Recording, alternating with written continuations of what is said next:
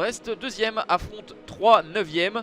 La veille, le leader messin s'est imposé à Orléans. De fait, les Brestois sont à 6 points des Grenats et ne comptent plus que 3 unités d'avance sur le PFC 3e qui est allé s'imposer lui du côté de Nancy.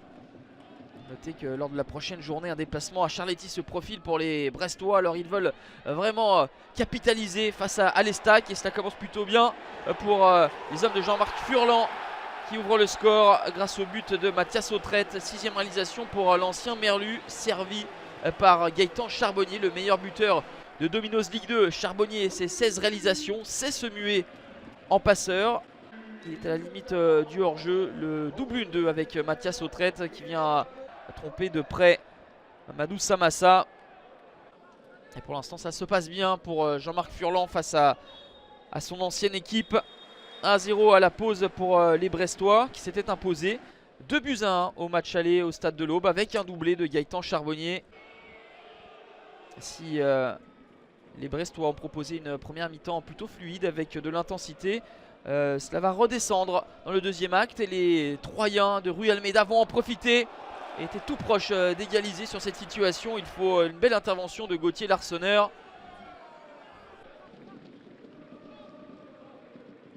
3 qui s'enhardit, pousse de nouveau avec un bon ballon dans la surface de réparation. Et cette fois-ci, la finition va être trouvée par Brian Mbemo. 5e réalisation pour le talentueux attaquant troyen, jeune joueur de 19 ans qui est l'une des révélations cette saison en Domino's Ligue 2. Il est plus rapide que Bernard, garde ses appuis et a la lucidité de glisser ce ballon sous la jambe de Gauthier Larsonneur qui freine la balle sans pour autant l'empêcher de franchir la ligne. Ça fait un but partout, c'est finalement logique tant les hommes de Rue Almeida ont été intéressants dans le deuxième acte. Une réaction des Brestois où Mamadou Samassa doit s'interposer et déployer sa longue envergure. Bernard pour le centre avec ce jeu en triangle et une belle situation, mais Samassa avait bien bouché son angle pour empêcher Mathias Autrette d'inscrire un doublé. Il n'est pas forcément satisfait Jean-Marc Furlan de ce résultat qui se profile. À la 90e minute en fin de rencontre, les esprits vont s'échauffer et monsieur Ben Chaban va être obligé de sortir des cartons. Carton rouge de part et d'autre pour Weber côté brestois et Obiang côté troyen pour cette altercation.